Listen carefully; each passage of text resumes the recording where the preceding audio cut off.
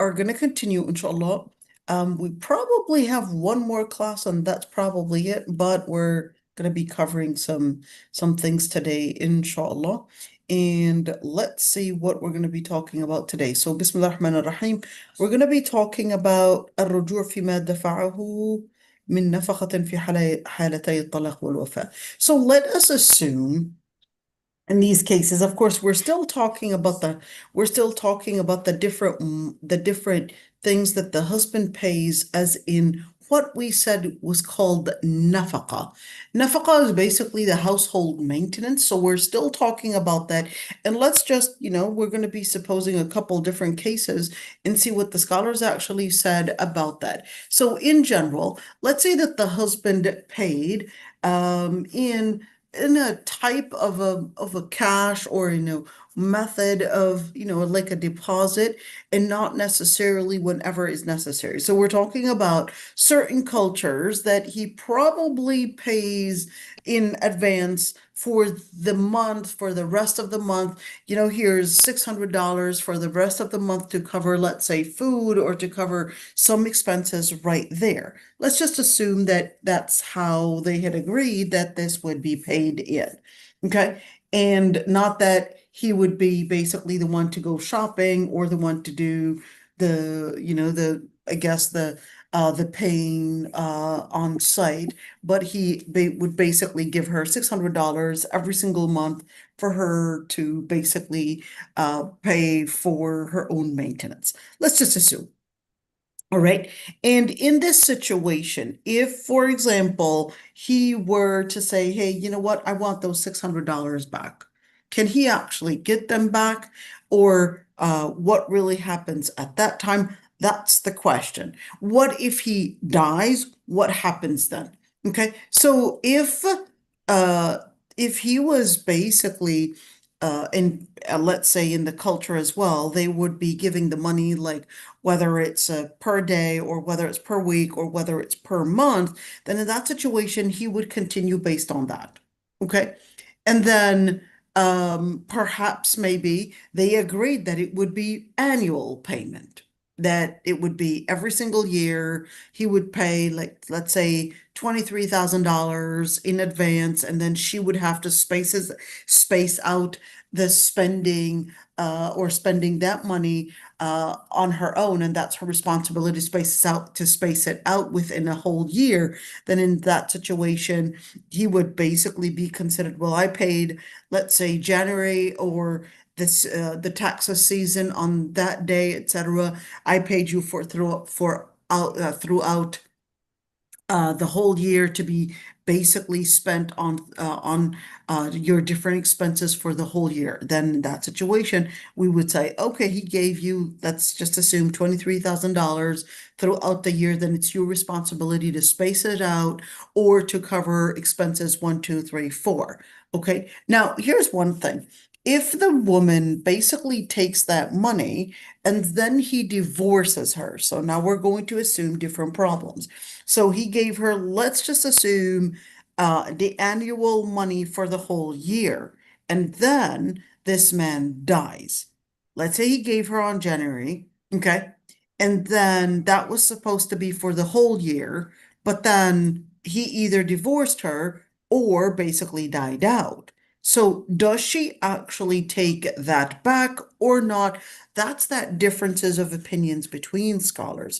According to the Shafi'i and Hanafi, well, that was not something that she can actually that he, sorry, can actually take back, because at the end of the day, that was supposed to be covering the expenses. Let's say maybe a whole year out, maybe that's too long, but let's just assume that it was a monthly payment. Okay. And that she basically does not give it back to him. Okay. But let's just assume something else. If she was taking, let's say, the expense for a day, or perhaps maybe he divorces her throughout the, or in the middle of the day, then he cannot actually get it back. And that in her, let's say, her husband's children, they cannot say, well, he gave you that money, then give it to us. We need to basically decide what we want to do with that money. Or let's say he died in the middle of the day. They cannot come to her and say, what did he give you? Give it back to us.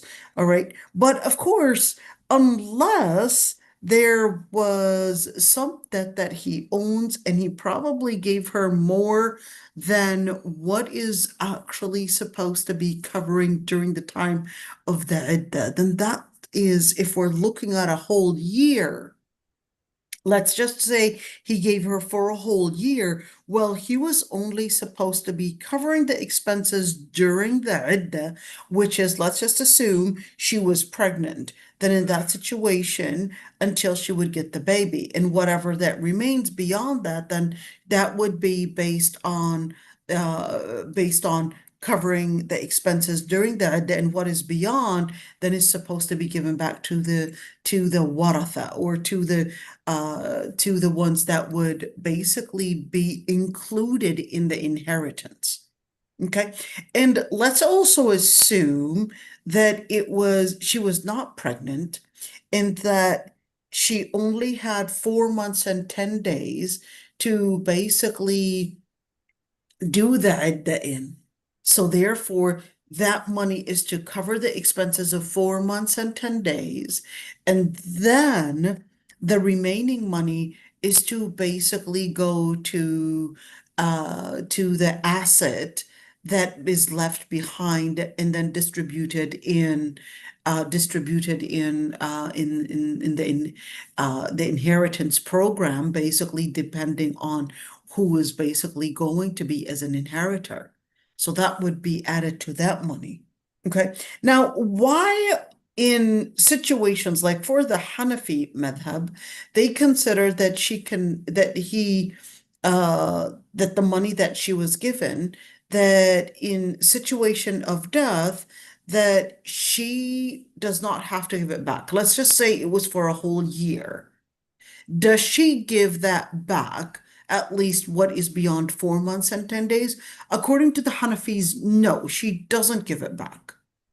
Why not? They said, well, that money wasn't necessarily as nafaqa only, or it wasn't just, for the sake of the marriage, but they considered that that's like a gift. Why? Because the ayah basically tells us that all of this is more of a nihla, more of a gift, more of something that the husband would basically give to the wife, and therefore she's not asked to give it back. The other scholars, they considered that no, this isn't just a gift per se, but this is in a replacement of a certain I guess compensation for the marriage that she is in. For the Hanafis, they had seen it as a gift, and therefore the inheritors can't ask to basically give it back. What if, let's go for the other topic, which is, what if the husband is incapable of spending the necessary maintenance on the household? Okay. Now, there are different circumstances.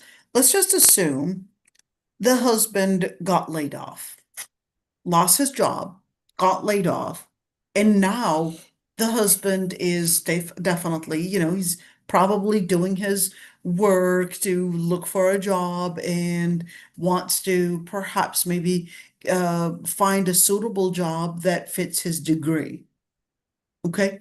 So he started looking for a job, but then, of course, the expenses, they're not going to wait. Your bill is not going to wait until you find the job that you like. So, of course, you're going to see those numbers starting to pile up, and certainly, hey, we're still hungry. We need food. We need this, and of course, there are certain things that we can probably wait on. I mean, we do have enough clothes in our closet, but then when it comes to food, there's not enough food in the fridge, there's not enough food in our pantry. Uh-oh, we need to do something.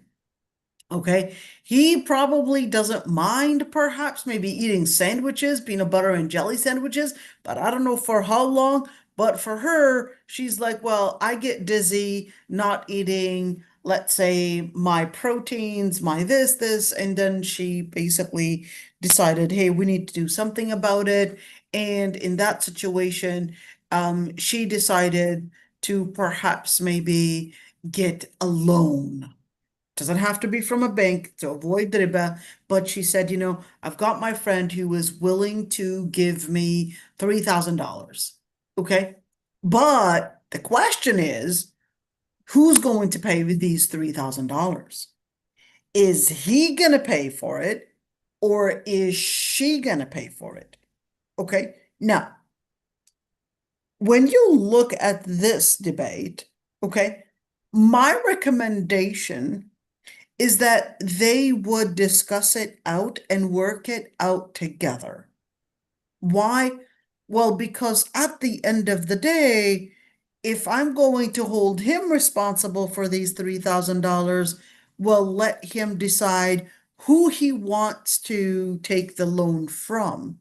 Then you be the person to take the loan from, since he's going to be responsible to pay it back. Okay. Now, that's why I would recommend that he would make and take basically that loan and him be responsible for it, then you doing it and eventually saying, okay, well, I took this loan from my friend, $3,000, and you have to pay for it. He's like, well, wait a minute. You decided to take that loan, and I would not want to take that loan from your friend. I would want to take the loan from my father, for example. Okay. But so one thing is that communication does solve a lot of problems before they even happen. But if that didn't wasn't an option, so we told him to go and get $3,000, fair enough, from his father. But then when he went to his father said, sorry, don't have that kind of money. And then she told him, well, you got to do something about it. We need groceries. We need groceries for myself, for the kids. And he was just not taking it seriously. And he said, hey, we can get the food shelf, canned foods from the food shelf, etc. And we can just live on that. And she said, but no, we cannot, because the kids are getting anemic. I can't handle it. I'm starting to get dizzy, etc. Let's just assume. Okay. Now, in that situation, let's look at Sarakhsi and what he said. Sarakhsi is a Hanafi scholar. He basically said that every woman that has the right for maintenance, whether we're speaking about young or old, or somebody that is incapable of perhaps maybe bring in the maintenance, then in that situation, she is ordered to basically get a loan.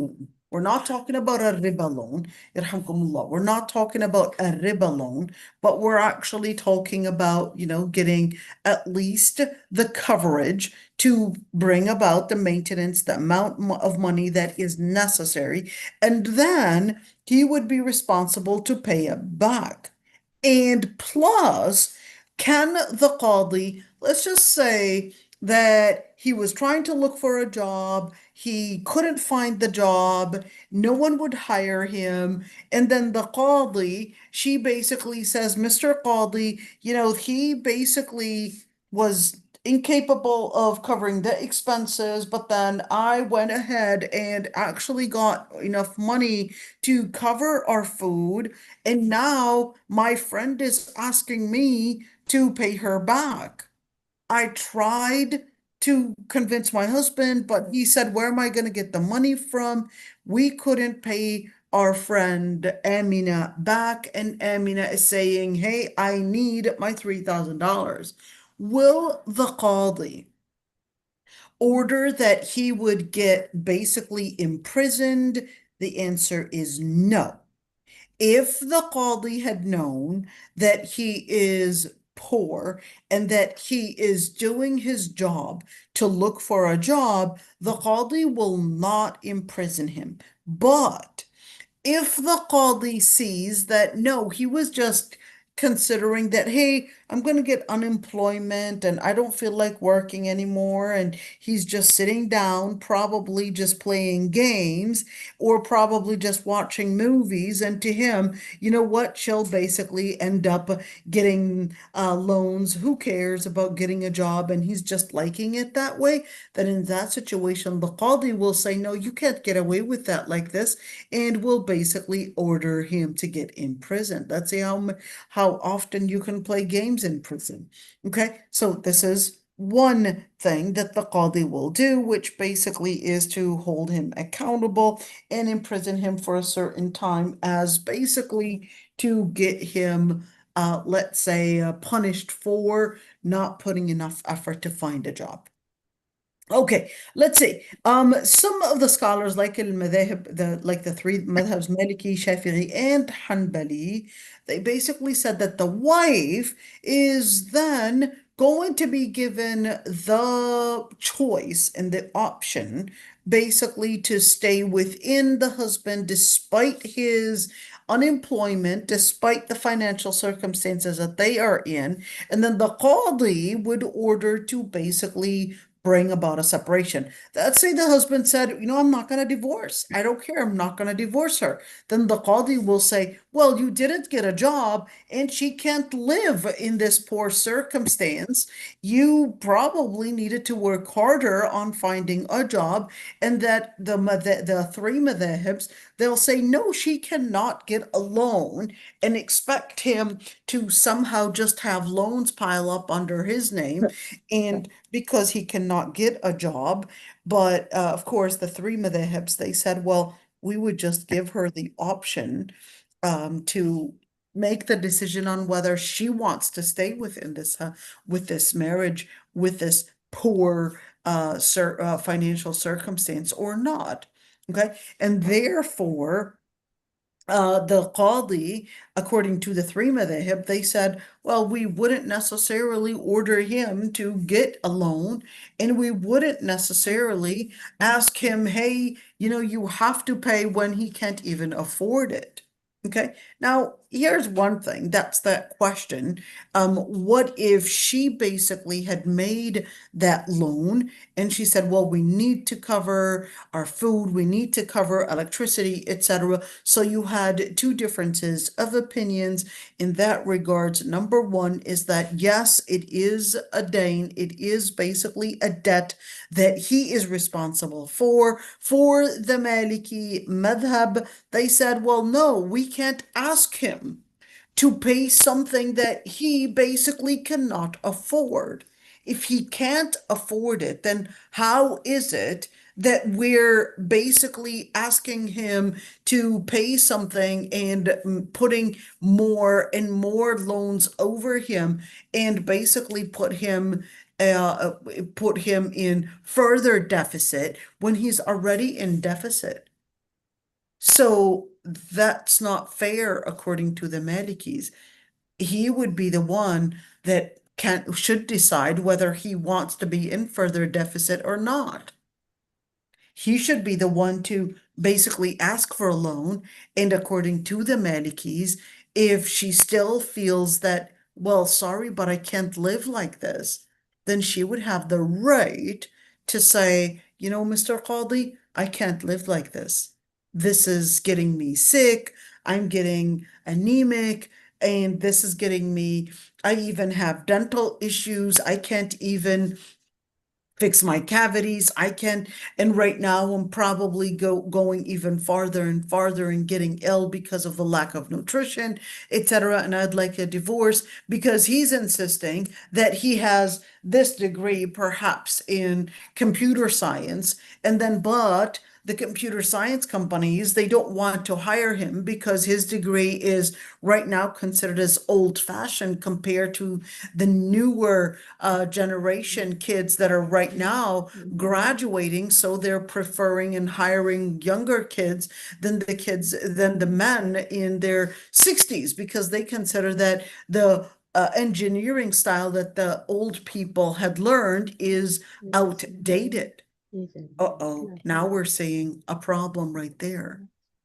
And every single degree has its own problem, by the way. Right now, I know for a fact that people that had engineering degrees at one time, engineering degrees, at least in that particular engineering degree, like computer science, it was paying really good. But right now, the older you get, they don't hire you anymore. They don't hire you anymore because your degree is considered outdated. Your degree is considered outdated. They don't consider that, yes, it's experience because they consider that there's so much that had changed that this degree is outdated and that they're looking for younger boys or younger guys that basically had experience in dealing with the newer systems. So look at that. So this engineer is right now working probably as a clerk, probably at Walmart, because his engineering degree is useless now. Look at that. This happens. Same thing if we're talking about other degrees as well. I know people with PhDs that couldn't find jobs that would hire them. Many times they would probably either tell them that they're overqualified, or perhaps the universities, they're probably looking for people that probably match the curriculum that they want taught. They want to be taught in their programs. Perhaps, let's say, if we're talking about certain humanities degrees, they want people that they would call inclusive to talk about the topics that they choose to cover. This whole LGBT, for example, stuff. They want someone to match their criterion and their system. So that then we've got a problem here. During our times, degrees actually are considered sometimes a way of sometimes make you or break you, believe it or not. Okay, let's go for another topic, which is what about the maintenance for labor in delivery? Labor and delivery, we're talking about child labor. Okay, we're speaking about getting basically the pregnancy coverage and all the different things that are necessary to cover those expenses. Let's see. So part of that, most of the scholars basically said all the different expenses that relate to basically labor and delivery. Okay, whether we're speaking about a midwife or whether OBGYN that basically is supposed to be doing that labor and delivery, or perhaps maybe the medications that are needed to cover.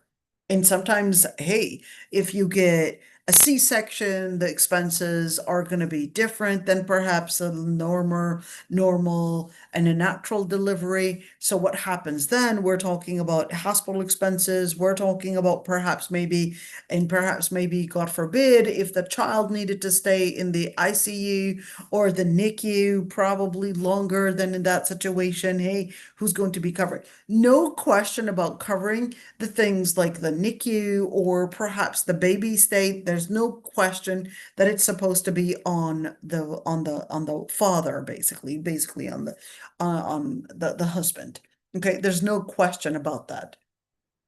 But what if we're looking at a situation that she decided that that hospital is not her type of hospital and she wanted a more expensive hospital? Okay, let's just assume. She said, I don't want to have my child in that lower class hospital. She wanted her child to be perhaps birthed in hospital that is way more expensive. Okay, is he going to be required to pay for those basically bills that come forward from the more expensive hospital, or who's going to be covering? She chose that hospital. He can say, I didn't choose it. I basically chose the hospital that was going to do the labor and delivery for just $7,000. But then she chose a more expensive hospital and they basically charge for just a normal delivery almost $13,000 just for the normal delivery. And I don't want to pay. I'm not even going to be responsible for it, the husband says. She chose that. I said, hey, it can be done in this $5,000 to $6,000 hospital. Why are we going to that one? But she insisted that, hey, they've got more experience. The other doctors, they don't have experience. And let's just say, she said, it's not just an issue of experience, but even hygiene. And she basically started giving all of that. But then the husband basically said, I cannot afford the $13,000 one. I could only afford the $5,000 to $6,000 one. Then in that situation, who basically would cover the cost. Okay, so for al-madhhab al-maliki, they basically said just like al-Haskafi is actually a Hanafi. They basically said, well, if we're speaking about a midwife and she was the midwife or probably a hospital, and she was the one that determined that she wanted to go to the more expensive one, then she would be the one responsible to cover the cost for the more expensive one. Okay, but let's just assume he wanted to go for the more expensive one. Then in that situation, he would basically cover the cost, no dispute. Okay, but certainly, if we're speaking about, let's say, a midwife, let's just assume, okay, she was going into labor and it was basically in an area they didn't have, let's say 911, I don't know, somehow got disconnected, couldn't call in order to get the right doctors to basically do this. And what she did is that she called her next door neighbor. Next door neighbor is a midwife, so next door my neighbor comes in and basically does the necessary jobs and everything. And then she says, so thank you for calling me. Right now you have to pay $4,000. Okay, $4,000. Wait a minute. I thought you were going to be just a nice midwife and just do it as, free service for your neighbor. And she said, yes, but this is actually considered not, I wasn't there helping, I guess, you make a meal for your friends, but I needed to get the necessary equipment.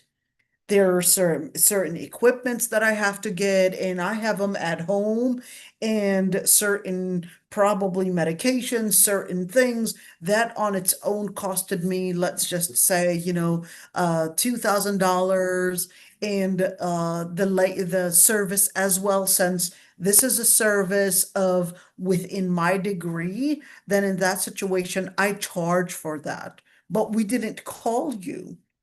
We didn't tell you, you just heard our screams and you came in running.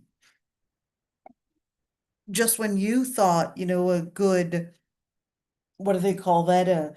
What do they call that? A good Samaritan. But she considered that no, this isn't a good Samaritan. Why am I going to be covering the cost for the $2,000? And plus, I came in. So in that situation, what do we do? Okay. So in that situation, that is that dispute, since she basically worked within her degree, worked within her field, etc. Majority of the scholars will say you'll have to pay her. And even if she doesn't ask for a payment, it would actually make sense to pay her for the job that she had done. And certainly just remember all of these different things, they basically cost money. And, at the end of the day, it is not the wife's responsibility. Majority of the scholars consider it's the husband's responsibility. Okay, let's see. What about the maintenance for the women that are on their iddah? Women during their iddah, of course, they still need maintenance. And in that situation, let's see what the scholars had agreed on. The scholars had an ijma'. What is an ijma'? An ijma' is basically something that they all agreed on as basically unanimously. Number one, unanimously agreed that if a woman was divorced before intimacy, then therefore there's no iddah on her, there's no waiting period on her, because the ayah says, Ya ayyuhalladhina amanu idha nakahtum al-mu'minat ثم طلقتموهن من قبل أن تمسوهن فما لكم عليهن من عدة تعتدونها. Ayah is clear. Oh, you who believe, if you marry the women and then you divorce them before, look at the adab, tamassuhun. The word tamassuhun just means touching, but this isn't talking about touching like a handshake. This is actually speaking about a type of an exaggerated touch to basically refer to intimacy. But the adab in the Quran are basically using words of inference and using words to give you a hint because the Quran is a book of hidayah. Then you do not have a iddah that they must engage in, and basically because you were not even intimate with them. Let's see, number two is that they all agreed that women would have the right for maintenance in a divorce that is considered as revocable. So revocable divorce basically means that we're speaking about the divorce in the first divorce, the second divorce, and within the window of the waiting period. So within the window of the waiting period in the first divorce and the second divorce, then in that situation, she would have the right for full maintenance, exactly like during the time that she was married in, so during the waiting period.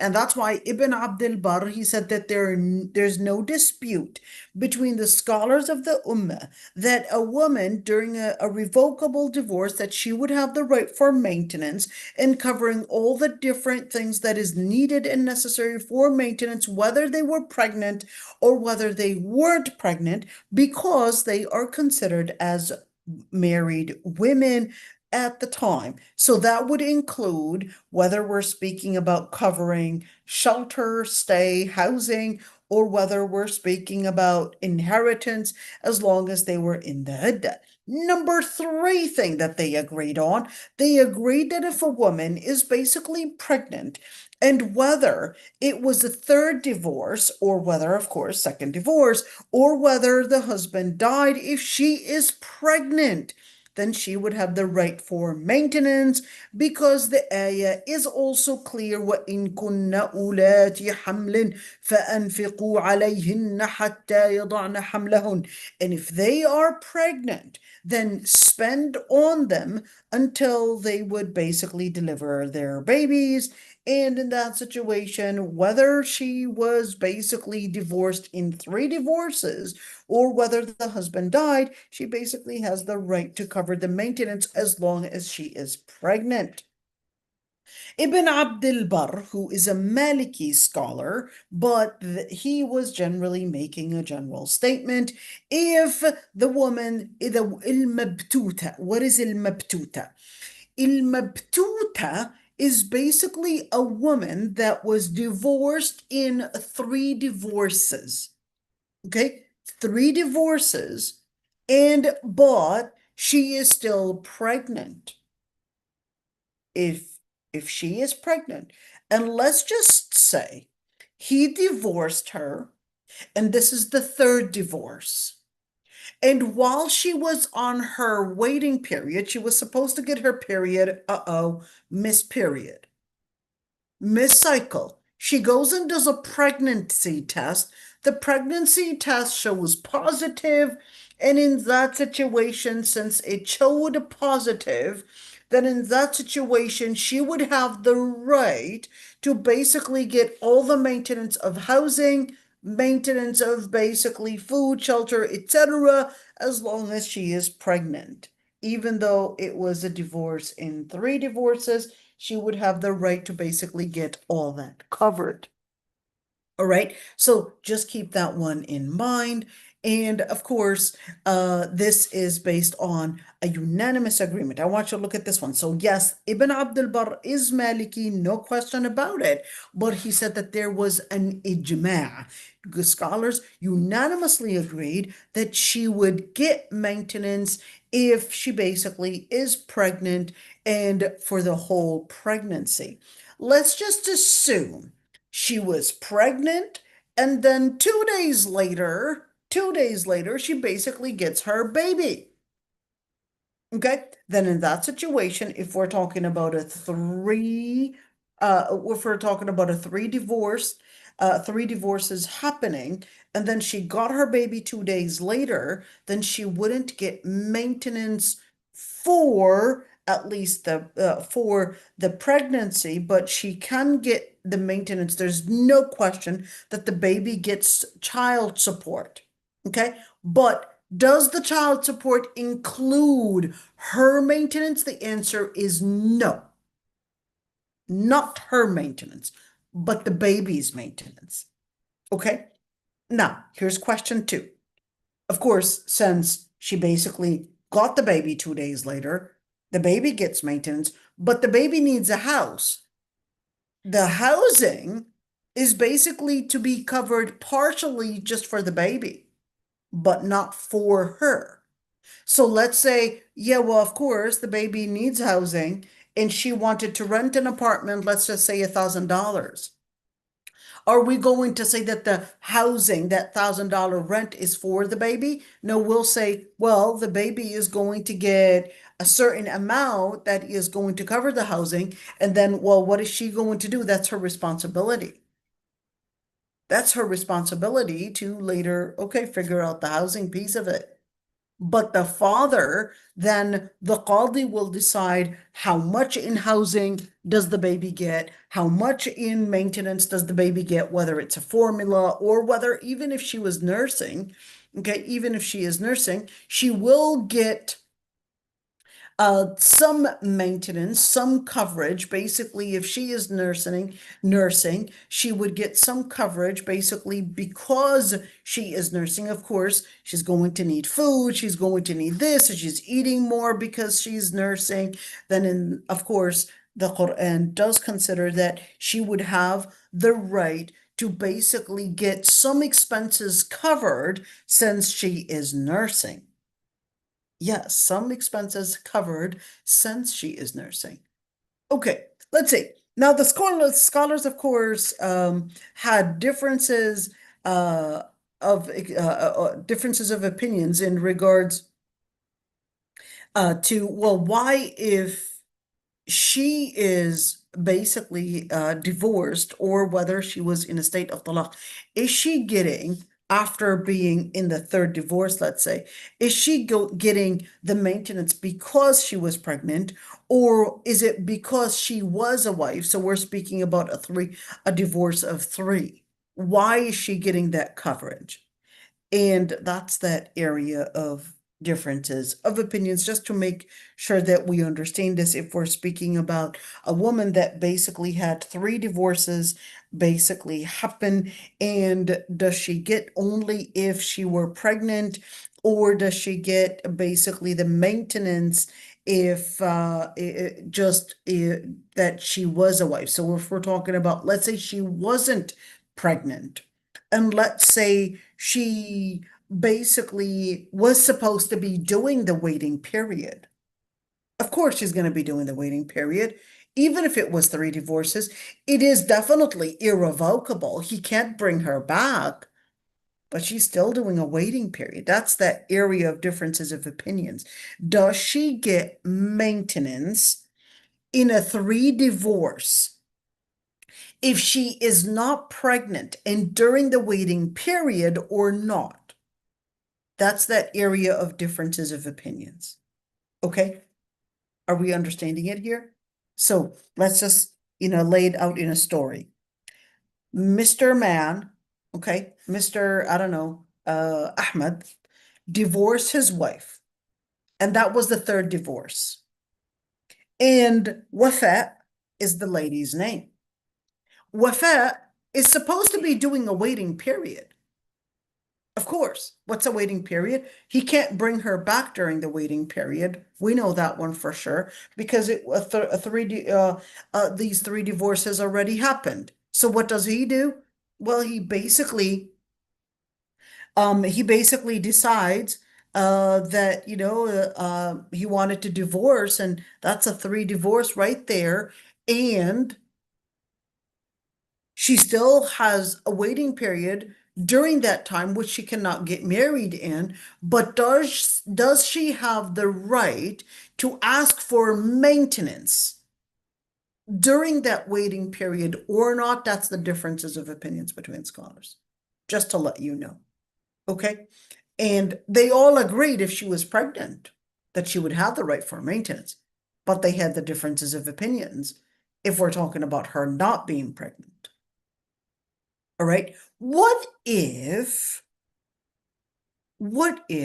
she basically was pregnant and decided, you know what, I don't want to go through this, and she basically did a pregnancy test and discovered that she was pregnant, but she didn't care about the maintenance and decided, you know what, he was toxic, he was abusive, and I'm going to go for plan B, which is basically a form of an abortion. Okay.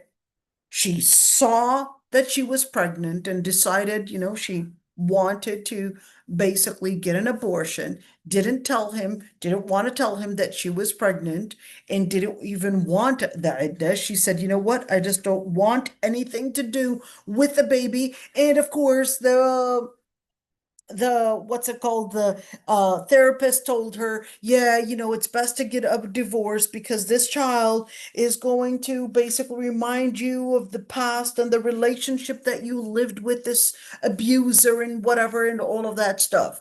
Okay, is this something that permits abortion? The answer is no. That doesn't permit abortion. And let's say does he have the right to know about the pregnancy? Absolutely. Absolutely. And this is very common that women think that, yeah, he's basically abusive, therefore I don't want him to see his son, or I don't want him to do, or his daughter, whatever it is, and would basically do that. That is haram. That's dhulm. That's wallahi al-azim. That is dhulm. And I see this all the time. And these women play the games. I see this all the time. They would play the games in order to somehow tell the court that he's abusive. He called him one day, told him not to eat and whatever it is, and he's probably trying to discipline him, and probably because he's overweight or something, and trying to do, space out different the different food intake and all of that. But then the mother played the game to prevent her ex from seeing the child. And they do this all the time. Wallahi al-azim. I used to see this all the time. All the time. And from women that would be hijabis and claiming to be religious and etc. And they'll basically find a way to manipulate the system in order to prevent the father from seeing his child, or his children, actually. Allahul musta'an. And I know that some men do the same thing as well, but I see more women doing that than men. All right, let's see. So is it permissible for her to do the abortion on her own since he doesn't even know about the pregnancy? The answer is absolutely no.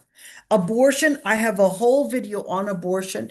In general, abortion is not permitted unless in extreme cases. Unless in extreme cases. So to say, oh, but he was toxic and all of that. No, don't play this kind of game. Don't let shaitan manipulate you into these kind of games. Okay. So let's see, what is the evidence that the scholars actually used in order to say that if a woman is divorced 3 divorces, that she doesn't have the right if she is not pregnant? And in other words, she's ha'il. Ha'il basically means the opposite of hamil. Ha'il means she's not pregnant, and hamil, basically with a meme, basically means she is pregnant. So if she is ha'il, not pregnant, then she would not basically get the financial coverage if she is not pregnant in a case of 3 divorces, according to some scholars. And here's why. Fatima bint Qais, her husband basically divorced her through a power of attorney, and certainly when she had come to ask for the maintenance, then she came to the Prophet ﷺ, and the Prophet ﷺ said, you do not have the right for maintenance, and not even covering housing. And the hadith was narrated in Bukhari and Muslim. So just to let that, sink in. Number two, the question about housing. So of course, the wife has the right to get housing, but of course, the description for the housing depends on the husband and his ability to cover housing. So of course, you can rent a place probably for $700, an apartment, probably in certain areas, maybe, and perhaps a landed house that is definitely going to be more expensive, probably $2,000 or probably even more. All right. And you can rent a one bedroom apartment, or you can decide to rent a studio, or probably maybe rent something even smaller or bigger. So in that situation, what is going to be the right description? All right. But first of all, of course, we know that it is part of the maintenance, because the scholars had basically said, the ayah said, أَسْكِنُوهُنَّ مِنْ حَيْثُ سَكَنْتُم مِّن وُجْدِكُمْ, that this is the evidence that the husband is actually obligated to cover the housing for the wife. And the ayah says, and house them basically based on the housing that you are capable of affording. And Ibn Qudama, who is Hanbali madhab, he basically said what this ayah is saying is that it's obligatory to basically find and have the right suitable housing. And if the housing was obligatory for a divorcee, then certainly that the housing is going to be mandatory for a woman that is within the marriage, certainly even more, having the right, the right to housing even prior, or even is making more sense than housing for a divorcee.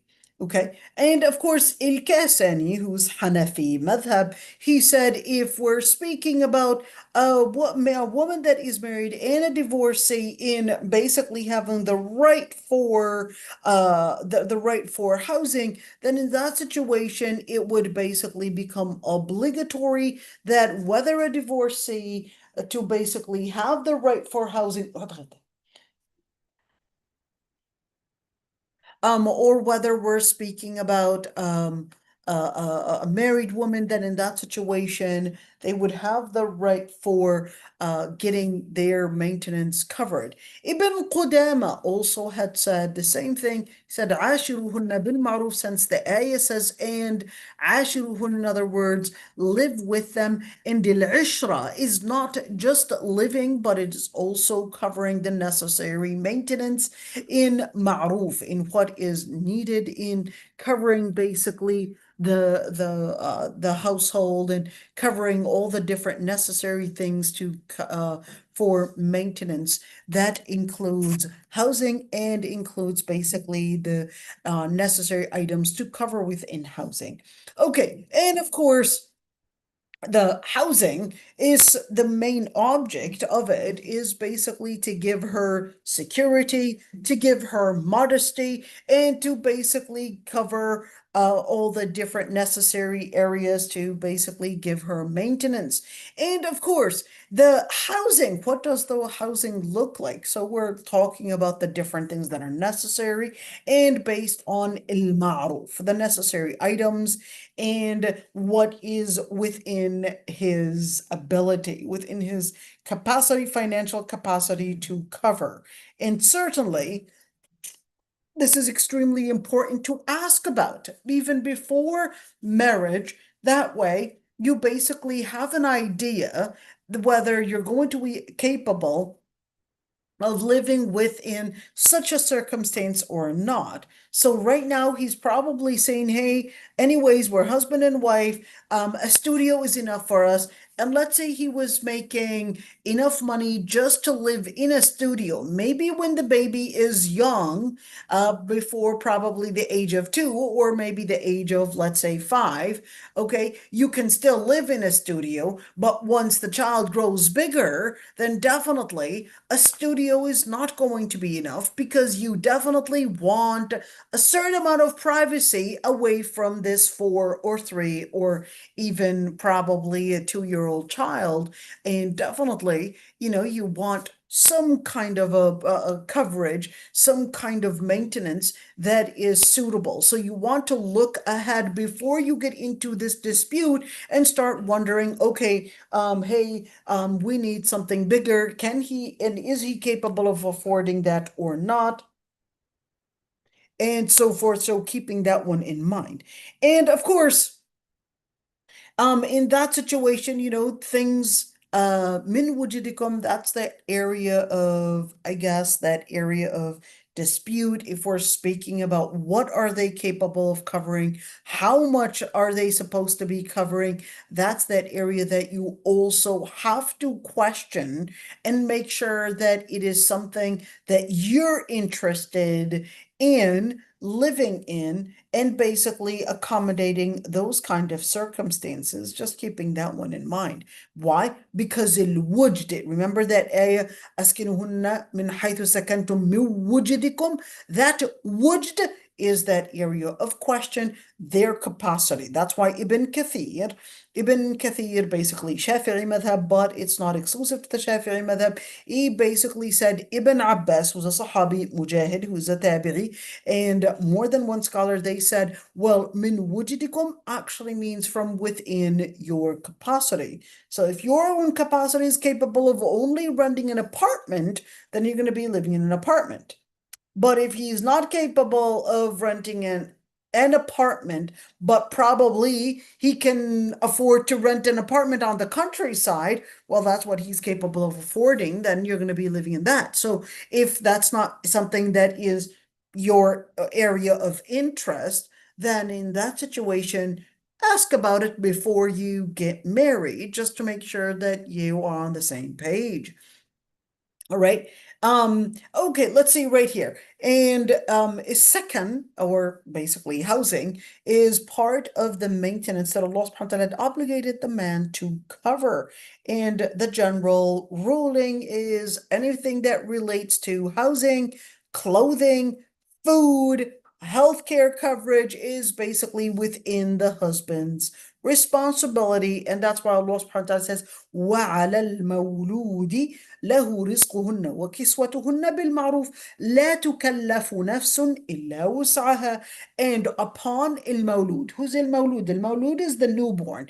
He doesn't have to be the newborn per se. So even if he was 14 years old, he's basically a مولود. He's basically somebody that is a child that is born, a child that basically has the right to maintenance. Here's another side question. For how long is the husband or is the father supposed to be covering housing for in child support? For how long?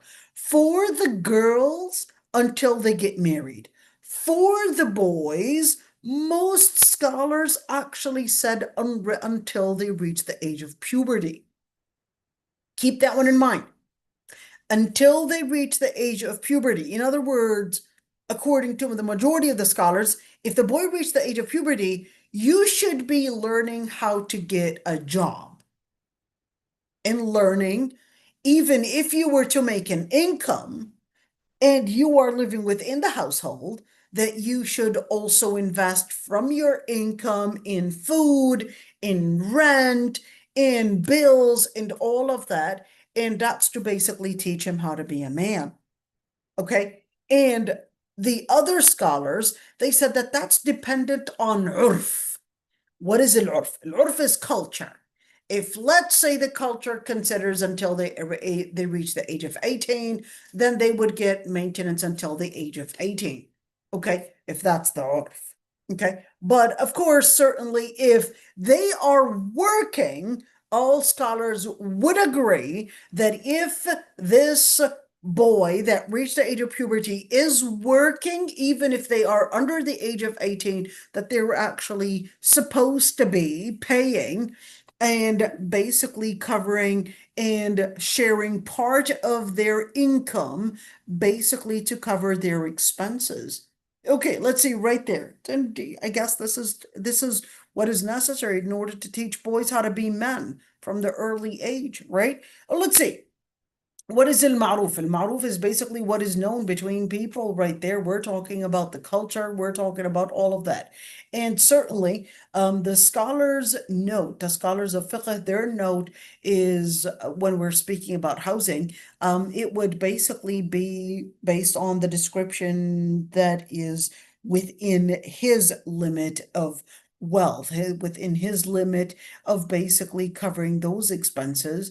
And certainly, if she basically agreed to it, let's say she agreed that yes, it's going to be in a studio. We're going to be living in this studio, and here it is, and of course, different things can pop up, but she basically agreed to it. Well, that was the housing that you agreed to from the beginning.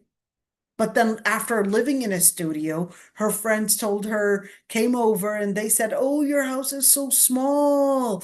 You should." And she basically saw that her other friend, she got married and she was living in this townhome that was so beautiful. And she had one room as an office, another room that was probably for, I don't know, like a little gym area for workout. And she basically felt jealous and she started nagging to her husband, "Hey, I also want to rent in an area that is more spacious. I can't live in this studio." And basically got jealous from her husband, from her friend, and wanted him to basically rent something bigger. And he said, "Sorry, but your friend's husband is an engineer. He's making $5,000 a month, and I'm basically a clerk at this place, and I'm barely making $2,000 a month. I'm barely making it. I can't afford to rent a bigger place." And she insisted that no, you got to figure something out, and etc. Then in that situation, like we said, she basically would have so she would have supposed to have discussed that before marriage. But if she's discussing it after marriage and she had known that, this is extremely important, pay attention to this one. She had known that he had bought this studio as I guess like a condominium or whatever it is, or this place in this apartment, and that he bought it, and that is what he was going to basically staying in for quite some while. Then in that situation, she would have the responsibility to basically stay within that household, within that, whether it's a condo or whether it's I guess the place that she had already known that is in it. Let's just say she decided that, no, you know what? I'm going to go to my parents' house. I'm going to go to my parents' house unless he buys not a condo. I'm sick and tired of being in this condo. I want to basically be in a more spacious place. I want to be in at least a townhome. And she goes to her parents' house and she says, "I'm not coming back till you buy a townhouse," for example, a townhome. All right. Then in that situation, that would be considered nushuz. She would lose her right for maintenance. Why? Because that's nushuz. You had already known that he was living in that condo.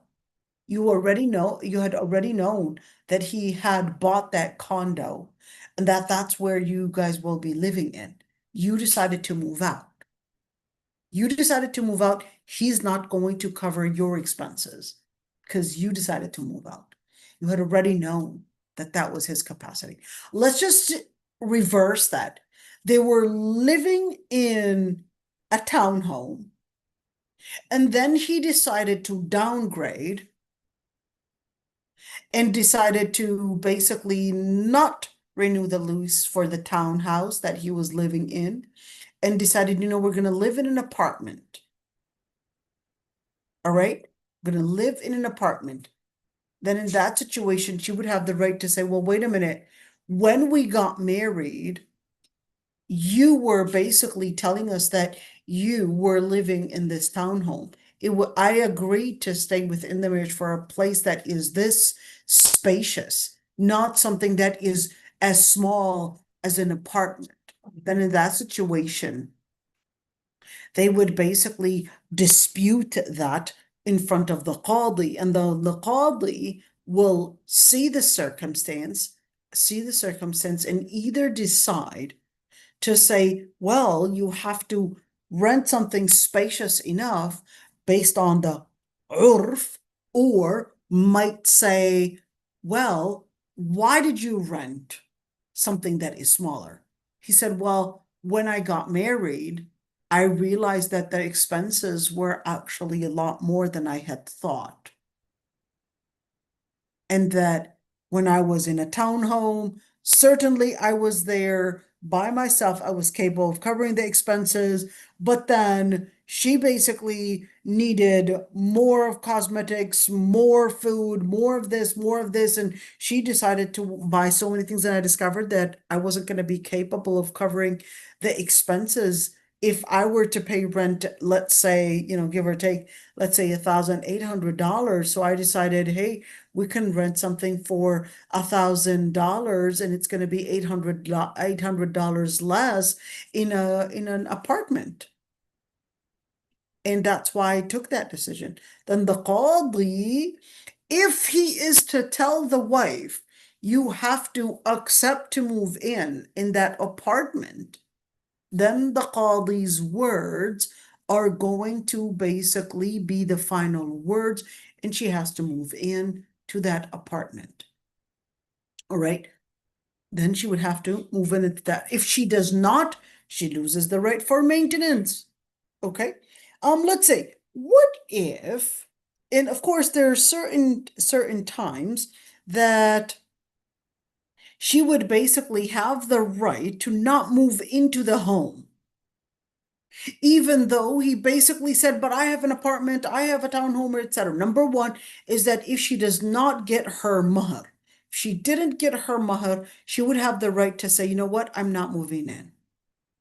Number two, if she put a certain condition to live in a particular home, this is the home that I want to live in, and I don't want to live on the countryside.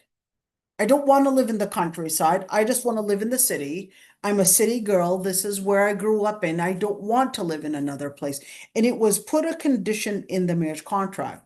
But then once she was married, then that's when he basically said, no, we're going to basically make it in the city side and not the countryside, not the city. I don't want to be in the city anymore. And even though she put it as a marriage, as a condition in the marriage contract, then she would have the right to say, I'm not moving in the countryside because I put it in a condition in the marriage contract that I would not live on the countryside and that I would live in the city. Okay, she has the right then not to move in to the husband's household. Number three, if basically, let's say she was not safe. Let me explain the part about safe. If she's not safe, let's say he traveled out. He's basically in a different country, and she was in this house, and he was in a different country, and she wasn't feeling safe since he was going to a different country. He's not with her anymore. And people know that she's alone, and she wasn't feeling safe. She said, I don't feel safe being alone, especially that everybody around me in the neighborhood knows that I'm alone and that my husband's not there. I don't feel safe. She has the right to basically move out to a safer place. All right. So that's when she would have the right. Now, if the wife in general, if the wife moves out and basically they get into dispute, I don't know, he calls her maybe some name that's probably, hurtful comment and whatever it is, and they get into a dispute. He starts yelling at her, she starts yelling back, and they get into a dispute. Okay? And then she claimed, I'm not feeling safe because he started yelling at her. All right? Then in that situation, she would lose the right for maintenance. All right? Unless this was really true that yes, she wasn't feeling safe and that her uh safety was at risk, then that's a different situation. If her safety was really at risk, that's it. All right. Let's see. Does the wife have the right for an independent place to stay in? No question that the wife would have the right to have her own home with no co-wife, with no relative, basically sharing this house with her. And that she would also have the right, or he would also have the right, that she would not bring any of her relatives within this house. So let's say she said, I want to bring my brother in. She has the right to say, I'm sorry, I don't want your brother to come and live with us. And let's say the same thing. He said, I want to bring, he wants to bring his co-wife within the household. She has the right to say, I don't want your co-wife living with me. Or let's say he said, I want to bring my sister. She has the right to say, I don't want your sister living with us. But let's just assume that he was responsible for his mother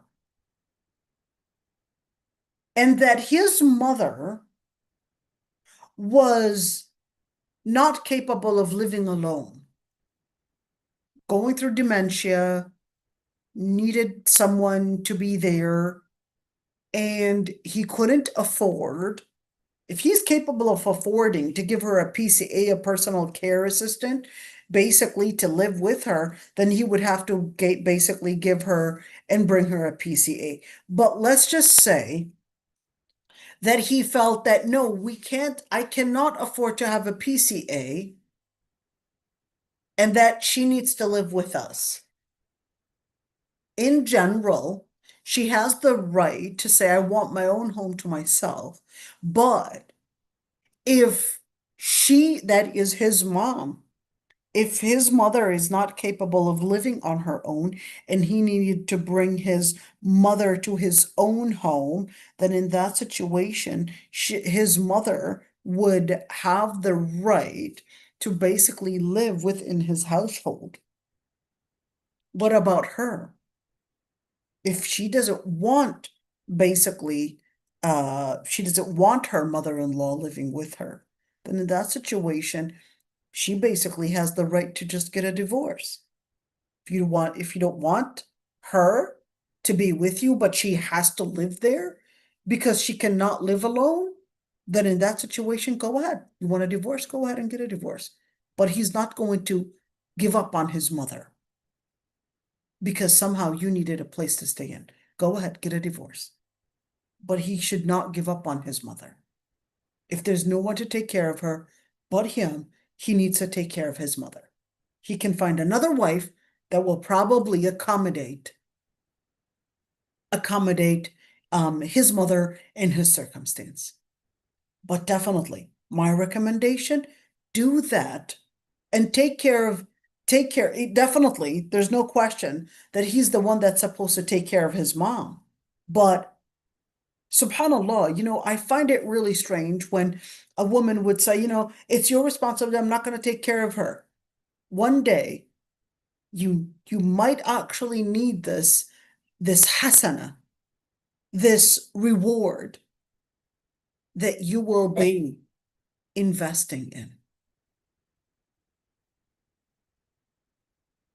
Allah subhanahu wa ta'ala says, وَمَن يَعْمَلْ سُوءًا يُجْزَ بِهِ. And whoever does wrong, Allah subhanahu wa ta'ala will basically let it come back to them. Same thing. الإحسان. You invest what is good, Allah subhanahu wa ta'ala will bring what is good to you. You never know when this will come back to you. This will come back to you. And at the end of the day, whatever hasana you would get, you invest in probably in helping your mother-in-law, probably taking care of her, the maintenance, etc. All of that is basically a hasana that you would invest in. Akhlaq is not the akhlaq that you deal with the people on the outside, with the person that is clerk. You give them a smile, you say that all of that is performance. Al-akhlaq is at home. Because these are the people that really know your true self. When you're at home, your siblings, your brothers, your siblings, your brothers and sisters, your mother, your father, your husband, your wife, etc. Those are the people that truly know that genuine character of what you really are. They know your history, they know yourself. The true akhlaq are really the ones that you would practice at home. Akhlaq, whether in hygiene and respecting people's spaces and respecting people and the akhlaq that you would engage in with your father and mother, with your spouse, that's the true akhlaq, not the performance that you would do and probably at school or probably with your classmates or probably with the people outside. That's performance. Those people, you only meet them at those times when you are not triggered. But your true akhlaq are really when you are triggered, but you still maintain the principle even when you are triggered. That's the true akhlaq. Okay, let's see.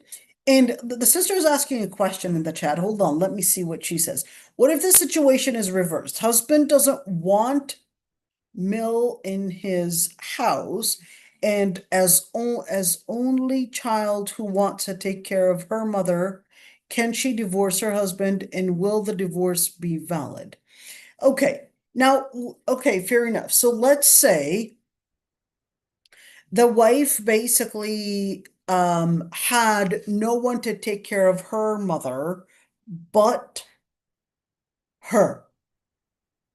Does she have the right to bring in her mother within the household?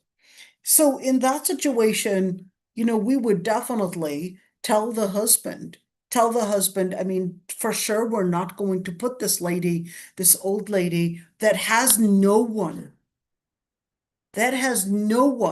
to take care of her but her own daughter. And we would then basically say, whatever you would pay in sadaqah, because he's not obligated to pay for his mother-in-law. Can he actually consider some of that as sadaqah and as zakah on his mother-in-law? Certainly. But we would always remind him as well that this is a sadaqah. When you actually house this woman, which is the mother of your own wife, that this is part of basically husn التبعل. Husn التبعل is, yes, for the wife to basically be good with her wife, with her husband. But when we say husn التبعل as a general thing, it goes both ways. Whether we're speaking about the man, خيركم خيركم لنسائه, this is part of respecting your wife's family. Respecting your wife's family, if it's only the mother that is there. Respecting your wife's family is part of respecting your wife. And the same thing. You respecting your husband's family, even though you might not like them, but respecting his family is part of respecting the husband. And honoring the husband or honoring the wife is basically by honoring their family and those that basically had taken care of him, those that mean a lot to him or her. Let's see Kasani, who's a Hanafi madhab. He said, quote, لو أراد الزوج أن يسكنها مع ضرتها أو مع أحمائها. كأم زوجي وأختي وبنتي من غيرها وأقاربه فأبت ذلك عليه أن يسكنها في مسكن منفرد لأنهن ربما يؤذينها ويضررنها في المساكنة وإباؤها دليل الأذى والضرر ولأنه يحتاج أن يجامعها ويعاشرها في أي وقت يتفق ولا يمكنه ذلك إذا كان معهما ثالث. Fair enough. What does الكساني say? حنفي مذهب.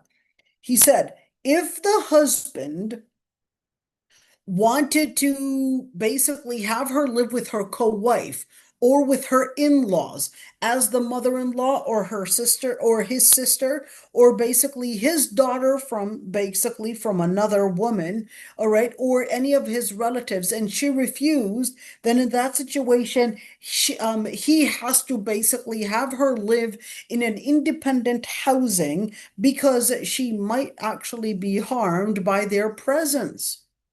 And perhaps that's harming her if they were living with her. And her objection to this is basically an evidence that she is harmed from that. Because of course she would want that space for her to be intimate with him without basically any person being around, and certainly she wants to probably dress up or probably have her space where perhaps no one is there, and he wouldn't be capable of doing that unless, of course, there's no third person involved. We're not talking about her own children, but we're talking about children or probably people from another relationship. Okay, we're speaking about perhaps in-laws and so forth. Let's see. Ibn Qudama, he basically said something very similar to what Al-Kasani. So Ibn Qudama is Hanbali, Al-Kasani is Hanafi, but they all agreed on pretty much the same idea that what if the co-wives agreed to live in one house? Well, if they agreed, they can do that. But if they didn't agree, then in that situation, she would have the right to say, sorry, I don't want to live with with all these people in the household, and I would expect to actually have my own place. I don't want to live with my co-wives. Let's just assume, and I know a family that is like that. He has this house. It's not a house, but it's actually 3 floors. Well, 3 stories, basically. Okay, no, 3 stories. So every single story has its own kitchen, has its own, I guess, bathrooms, its own rooms, and its own living room. Think of it as 3 apartment buildings. Okay, well, no, 3 apartments in 3 floors. This man is a very rich man. Okay. And apartment 1 basically has 1 wife, and 2 has the second wife, and so forth. And, it's just a separate place. Okay. Is she permitted to basically have that within that area? Or does she have the right to say, no, I don't want to be within the same apartment complex that your other co-wives are in. I want to be in a completely different city.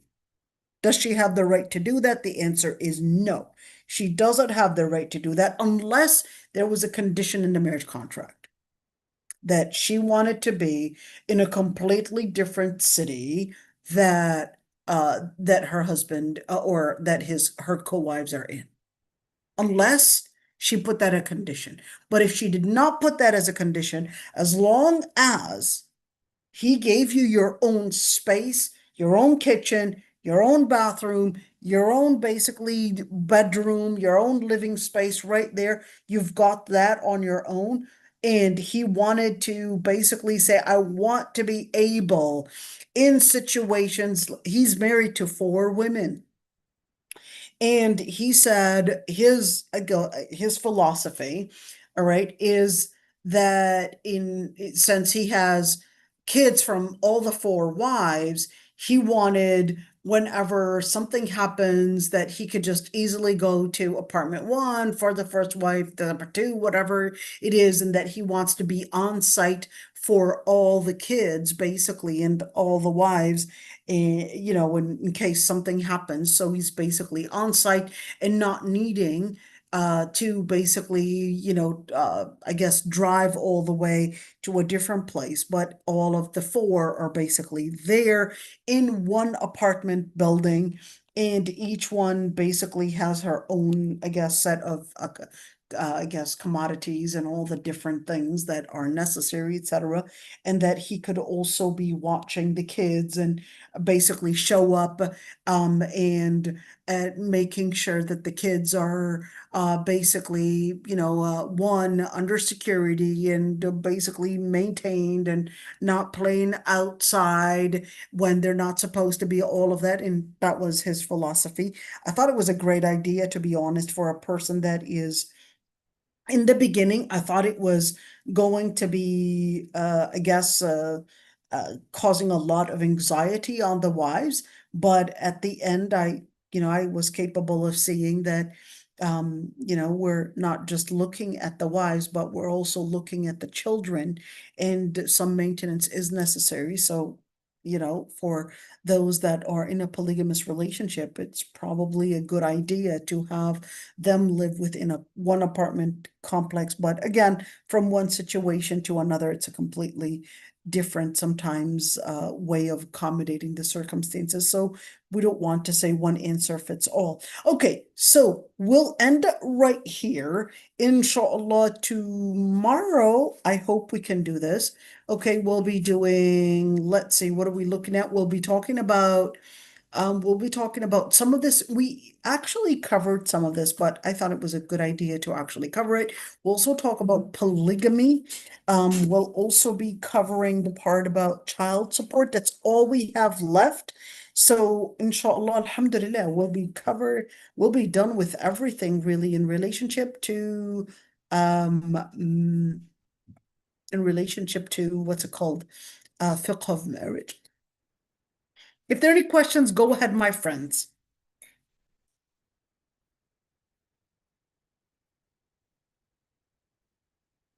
Okay. All right. So let me pause